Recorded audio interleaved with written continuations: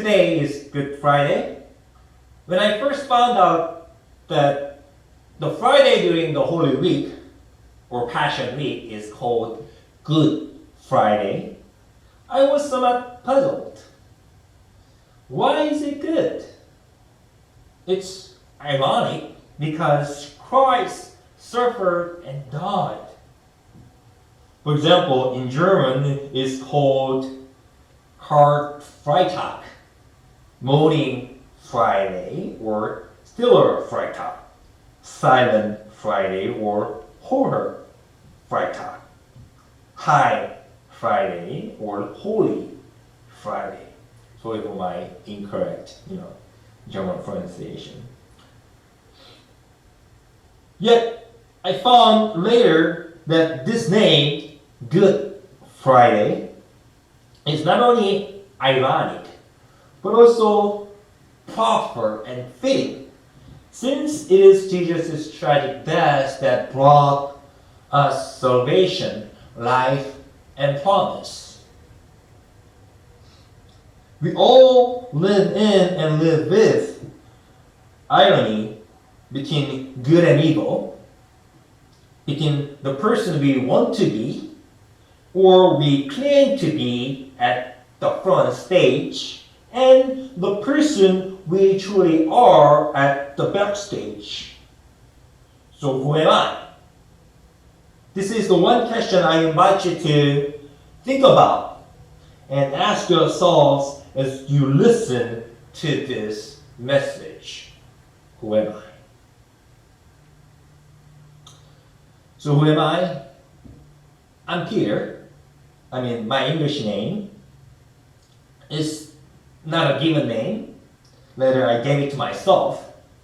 Not because of the glory of Simon Peter, the most famous disciple whom Jesus called, the rock upon which the church will be built, as Jesus said in Matthew, but because of his fragility, his failure, in spite of his love and passion for Christ. Who am I? Peter, because I know what he did.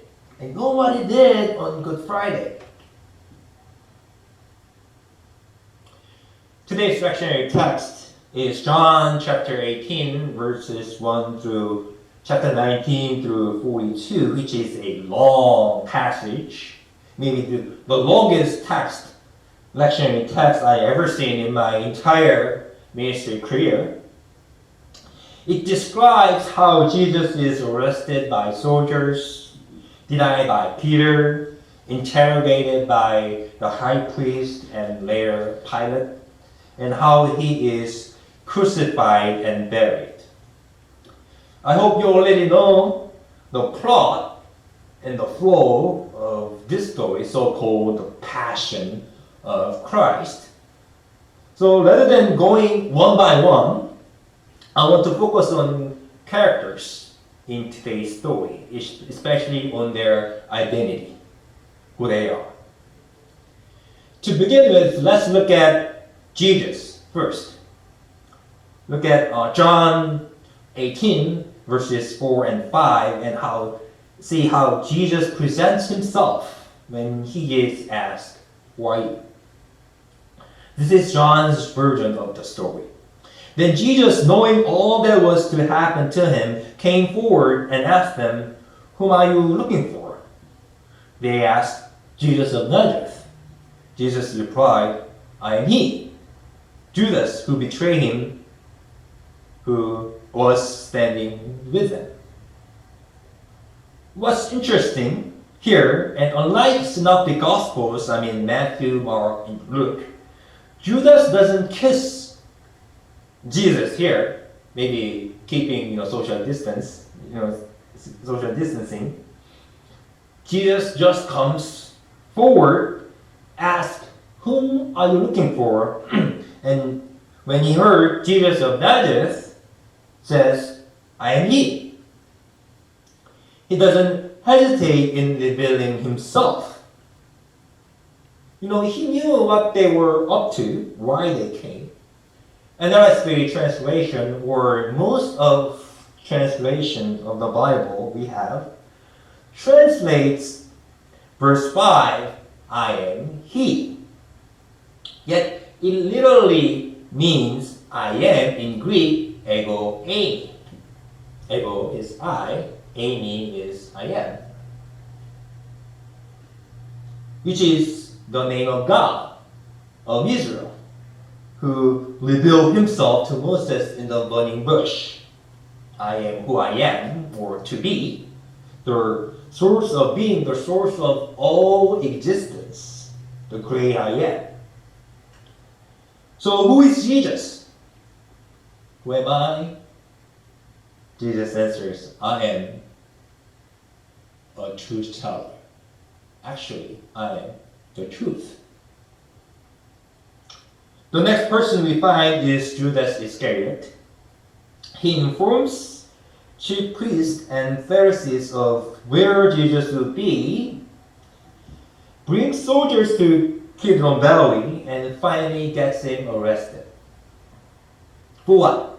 For 30 pieces of silver, and probably for his ideology, for his vision, his version of the Messiah. What Messiah should be, the military leader, a revolutionary who will overthrow the Romans. George Morrison states, not only did Judas sell Jesus for 30 pieces of silver, he also sold himself. A.W. Tozer says, Judas Iscariot was not a greatly wicked person, just a common money lover, and like most money lovers, he did not understand Christ. So who is Judas? Who am I? Judas answers, I am a betrayer. The next person we find is Peter. When he enters the courtyard of the high priest and is asked by a woman, you are not also one of these men's disciples, are you? He says what? I am not. And I think this is John's genius, literary genius. Jesus says, I am he, ego eimi, I am, and Peter says, I am not. Uk eimi, I am not. Not once or twice, but 3 times in a row. Earlier in John, when the crowd left Jesus, he asked his disciples, do you also wish to go away? And it was Simon Peter who said this beautiful and powerful words, Lord, to whom can we go?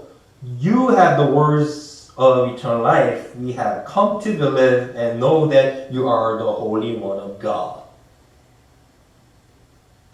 Yet, when the bigger, maybe the hardest challenge, the threat of death, when it comes, he denies Jesus and thus gives up not only Jesus, but also himself.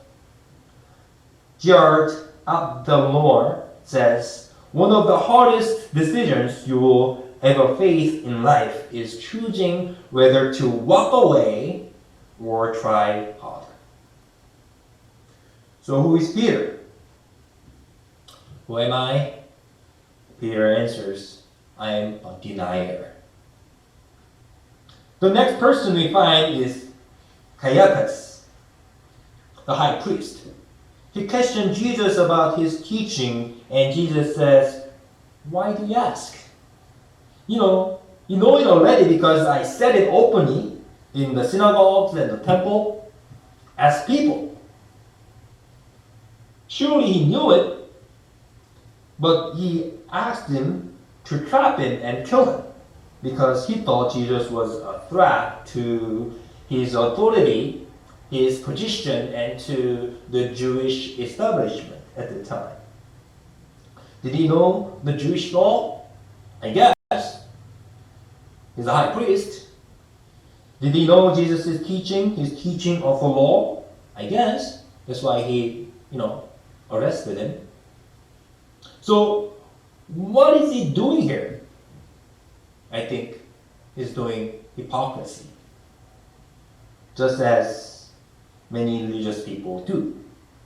It is said some of the biggest hypocrites are those who are blind to their own faults, but are quick to judge others for any wrong done. Oh, you must be so godly in the first place. So, who is Caiaphas? Who am I? Caiaphas answers, I'm a hypocrite. The next person they find is Pilate, the Roman prefect.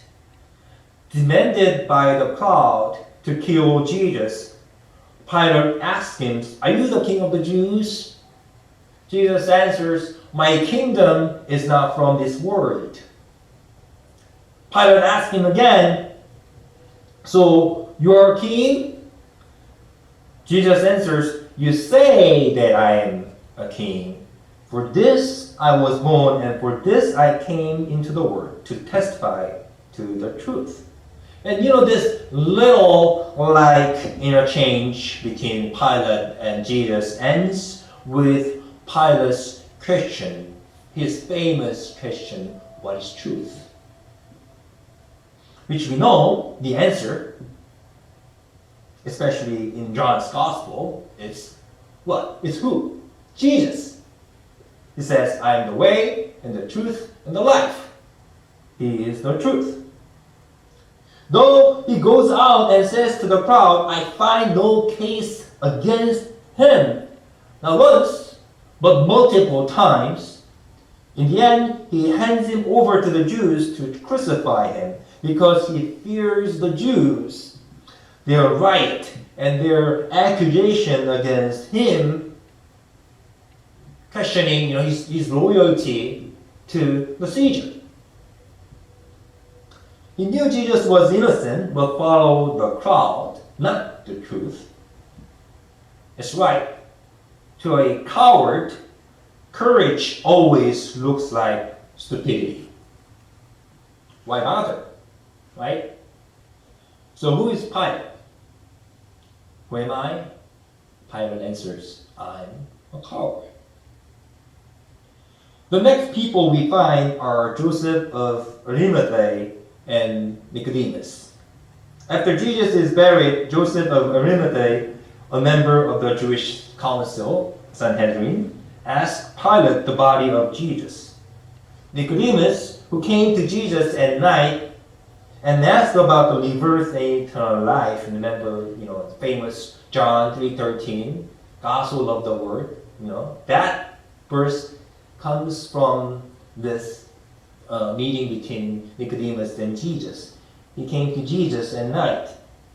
He also brings a mixture of myrrh and aloes to give him a proper burial. They were following Jesus in secret in fear of Jews, but now they reveal their true identity, who they are, when they needed it most. They are so different from Peter and other disciples who acted basically, I'm a leader, not a follower, unless it is dark. When it's dark, then you're going first. So who are Joseph of Arimathea and Nicodemus? Who am I? The answer, I am a follower. And we have seen people in this story and who they are. Unlike Jesus, who revealed himself in the face of threat, I am. Judas was a betrayer. Peter was a denier. Caiaphas, the high priest, was a hypocrite. And Pilate was a coward. Unlike these people, Joseph of Arimathea and Nicodemus revealed their true identity as Jesus' followers. Now, the question is back to us. I want to ask ourselves the same question, who am I? Because we have to answer this question in this night at the foot of the cross when the angry crowd, when the soldiers are looking at us. Let's be real, my friends.